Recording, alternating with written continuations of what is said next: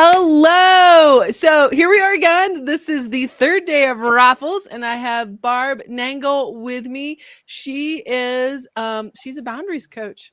In fact, every time I'm with her, I learn all kinds of things about boundaries, which is fantastic. So Barb, tell us a little bit more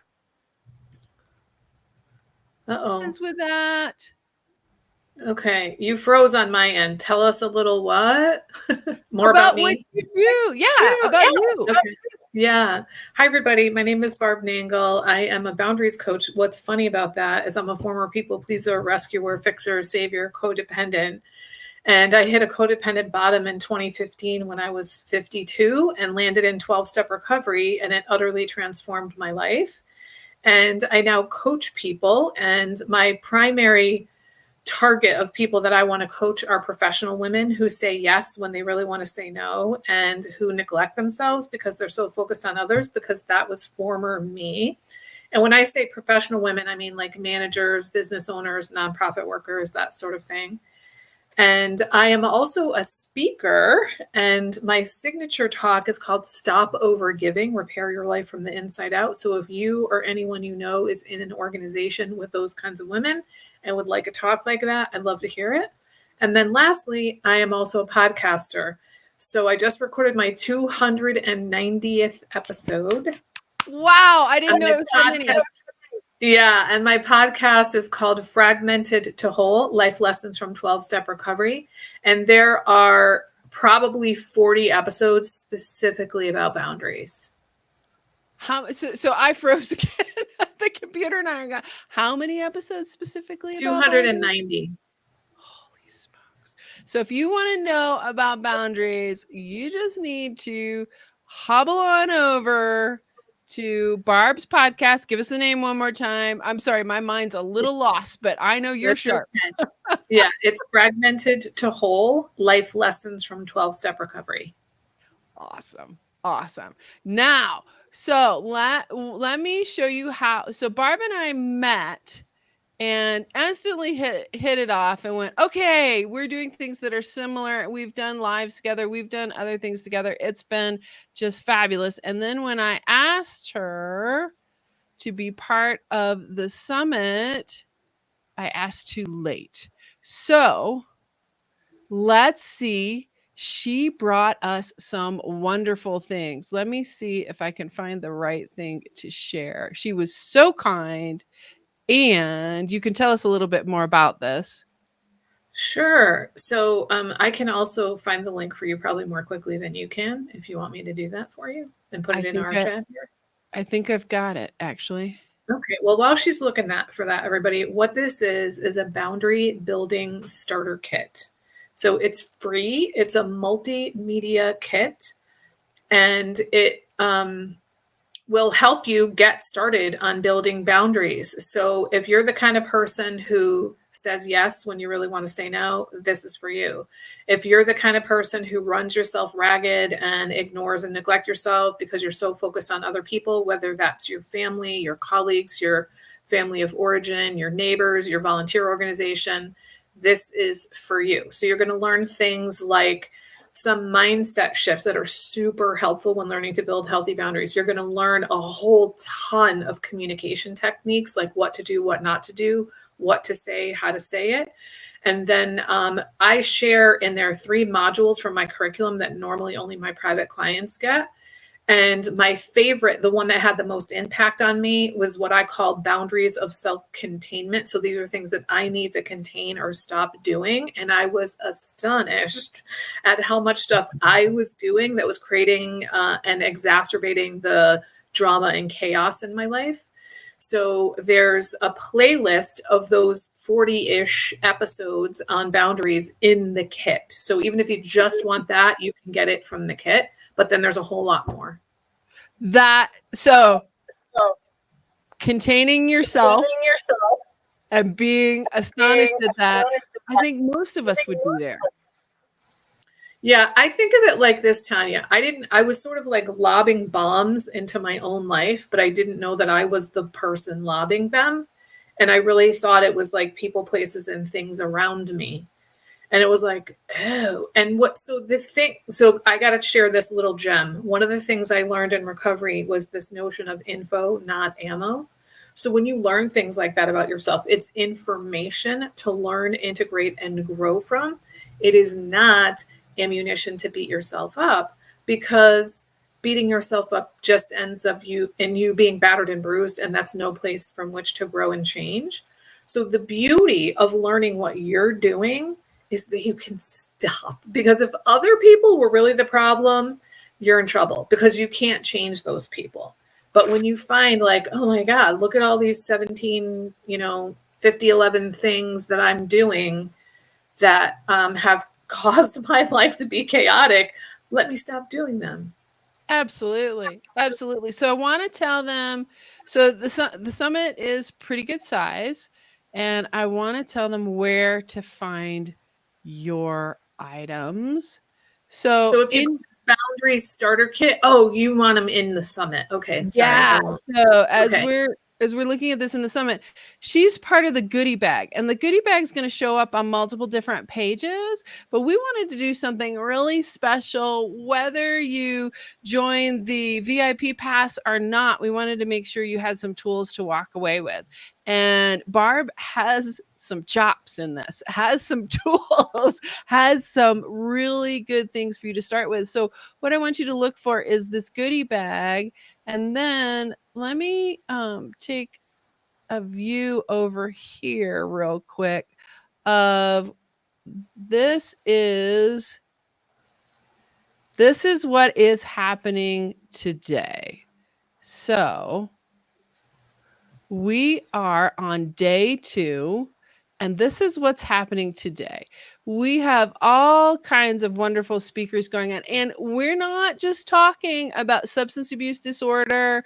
We're not just talking about video gaming. We're not just talking about, we're really looking at addiction at its root. So we do have some conversations about sexual addiction. We have conversations about getting uncomfortable. We have conversations, Hillary's about fitness, and then Daryl's journey. We're getting a lot of response in the Facebook group about Daryl's journey.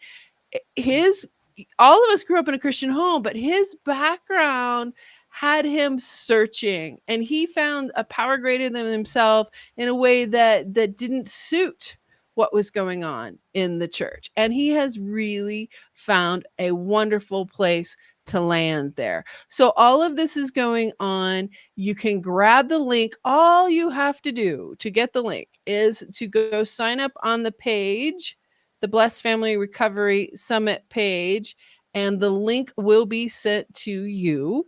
So that's already ready and out there. We've made this so simple. It's like falling off a log. So you don't have to log in. You don't have to you're going to give your email. But other than that, here's the main page. You log in there, and we are on day 2. We've got a special bonus going on Sunday, but I'm not going to tell you about that yet. And here's the thing, just like Barb, everyone has provided a free resource. Everybody's provided a free resource. So this is like getting that college course on, looking at addiction through God's eyes, looking at it from where we have. I have another speaker and I that we're like, we did everything wrong.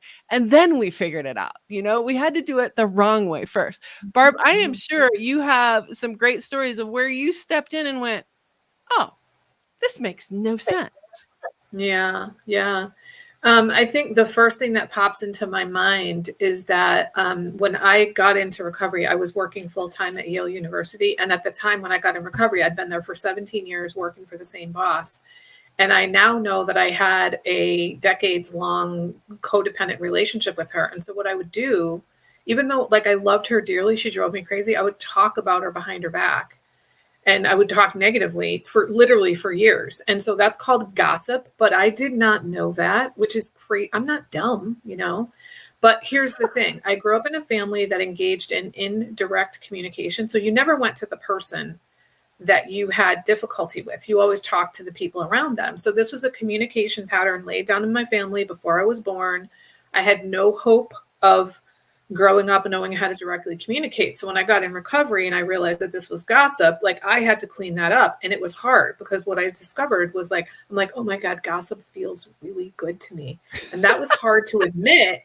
But then I was like, why? Why does it feel so good? So I started asking people in recovery, and one of them was like, well, you get to feel better than other people. And I was like, oh, yuck.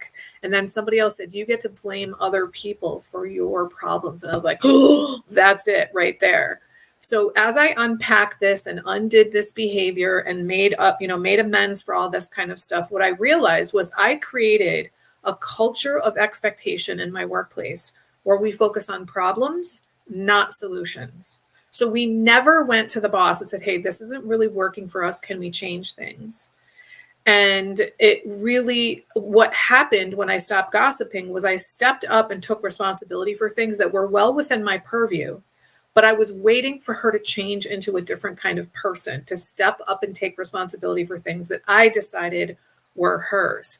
And it changed everything. The communication in our team got very, very clear. The morale went way up, and we worked less hard and got more stuff done because I got into recovery and stopped my gossiping behavior. So the one thing I want to point out is everybody else didn't change. You changed.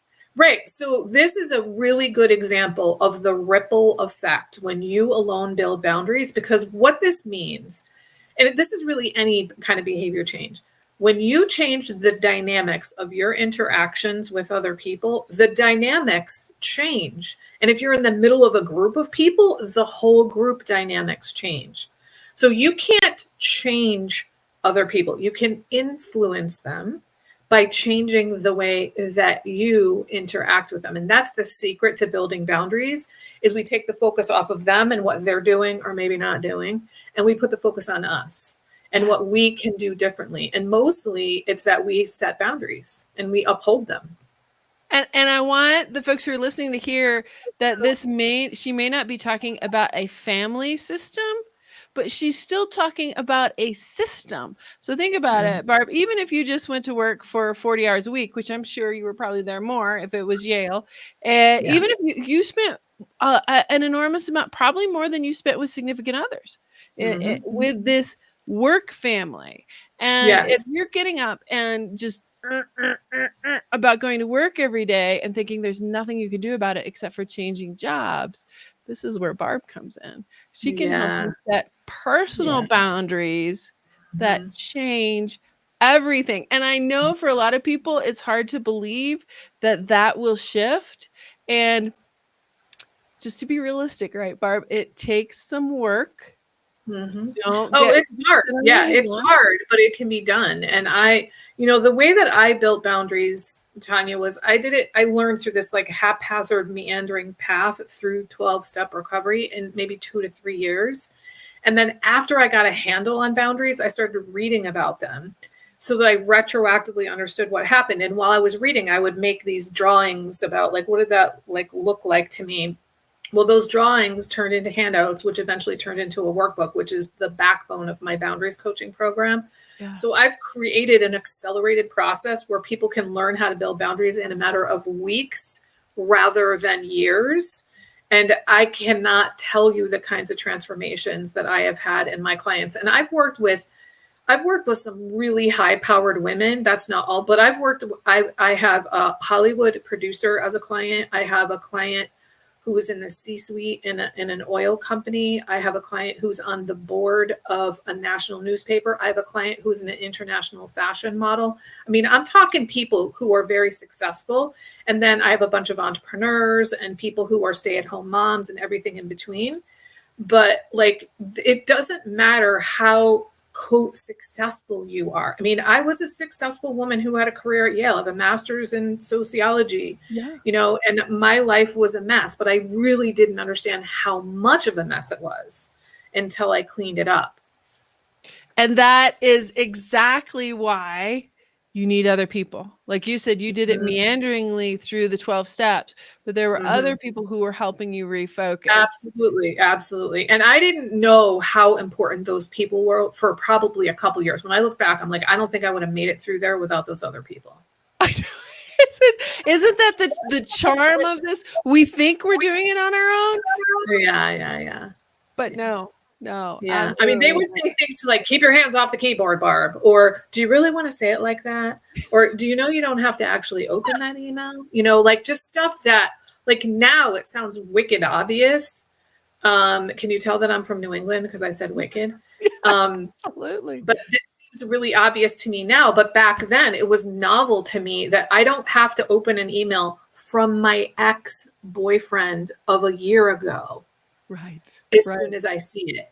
And I also don't have to respond right away or at all. Like, I didn't know that stuff. I needed to be told that. And then I felt like I was going to die. And then they, like, sometimes actually held my hand and sometimes just, like, metaphorically held my hand through that process. And was like, is it going to benefit you right in this moment to open it? No, it's going to trigger me. What a great question. So if you opened it right before you went into an important meeting, you would be triggered and thinking about it. And guess what? You don't have to open it. Right. So I found something just yesterday. I was having a somewhat intense email discussion, and then the AI popped up and it said, let me write it for you. It wrote a very succinct, very clear, to the point, not around the bush email for me. It gave me 3 different choices. I looked at all of them, and I have mixed feelings about AI, but this one I went, oh, that's perfect. I can respond like that, remain in my integrity, my authenticity, and not spend 2 hours going, well, should I say it like this or should I say it like that? So that's my one new thing is maybe look at what the AI has to offer because it has no feelings. It has no feelings about it whatsoever. Yeah. So we are here to raffle off a couple things. And how we do this is I have a list of people over here, and I'm going to ask you to pick a number. And once you pick the number, then that we will offer that to this person. One of the things we are offering today is an all access pass. So this allows you to get the podcast, so you don't have to sit in front of the screen if that's not you. The podcast, all of the interviews, all of the extras that come with the all access pass, of course, all of the freebies in the goodie bag, and then you get to keep all of this for a year. So we have 16 speakers. We have close to 16 folks who are supporting us like yourself as affiliates. These are ways to get in touch with people. And Barb, I know for me, not everybody resonated for me. I imagine not everybody resonated for you. So with this all access pass, you get to make choices on the people you want to see more of. Plus, you get to keep this the summit and use it if there was a conversation you really liked. If you wanted to go back to something, you get to keep it and use it again. So what we're gonna do is let me pick a set of numbers, and I'm gonna have you pick in between. So I have a question. Maybe they know this, but how do they get in the raffle? I mean, they probably do. You know what? You are in the raffle the minute you have signed up for the summit. Oh, okay, cool. So this we didn't want to go through the bingo cards or you have to show up here, you have to do that. People are busy. So thank you for asking. But as soon as you sign up for the summit, you are in the raffle. We've made it super easy because that's what I can handle. Yeah. Okay. All right. So let me have you pick between, let's go to the middle of the pack. How about between 40 and 106? 97. All right, 97. So that is Mary Hampton. Mary Hampton, you now have, well, no, wait. Yay, Mary! Woohoo! Have a free pass already. Okay, it looks like the beautiful Napuni has handled that, and she does not. All right, so the next thing we have to raffle, let me show you this. Technology is not my bag, but we make it work, right? Well, stop saying that because you're doing just fine. You're right. I should stop saying that. Okay. So, Trisha Munson, who has a podcast called Socks, produces socks that have scripture on the bottom. So you always get to Cool. walk on the word. They're super That fun. is very cool. Oh my God, I Yeah. love that. So actually, Barb, you should get on her podcast.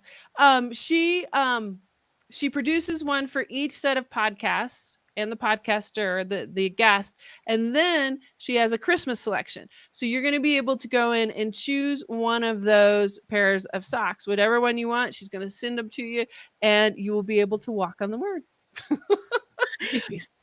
So let's go up here. Let's go between 1 and 60. Let's do that. 1 and 60. Pick a number. My favorite number ever, 21.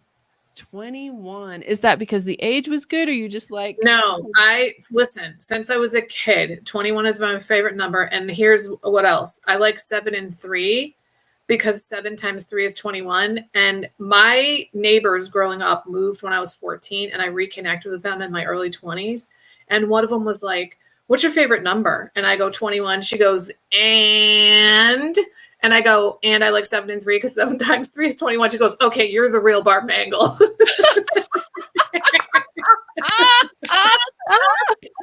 She was checking on which one you were. Yes. Because I used to say it all the time as a kid.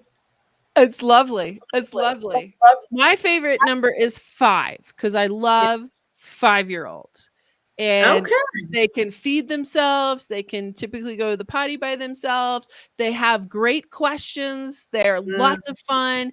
And here's the key about 5-year-olds. They're curious about everything.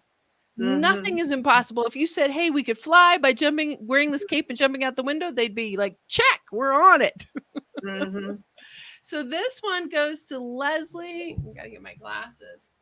Leslie Harvath. So Leslie Harvath, yay! We've got socks for you. Socks, walking on the word. So there's one more place I want to go while we're doing this. We're gonna stop sharing. We're gonna go over here to this.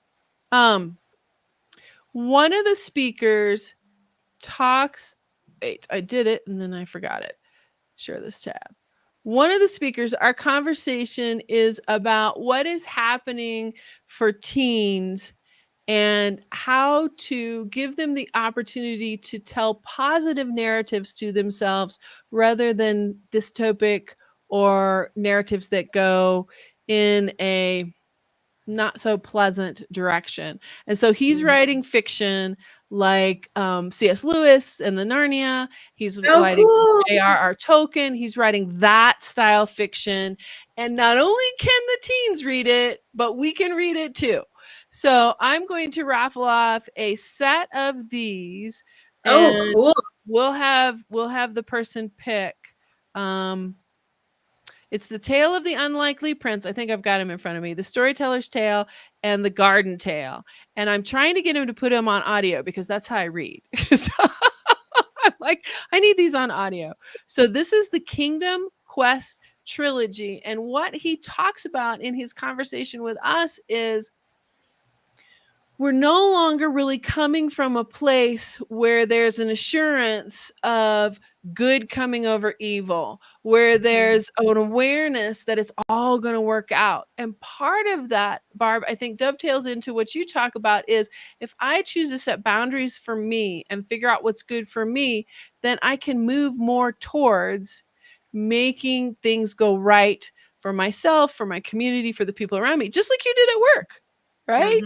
Just like you did at work. Okay, so let me stop the share. Can I do that? There we go.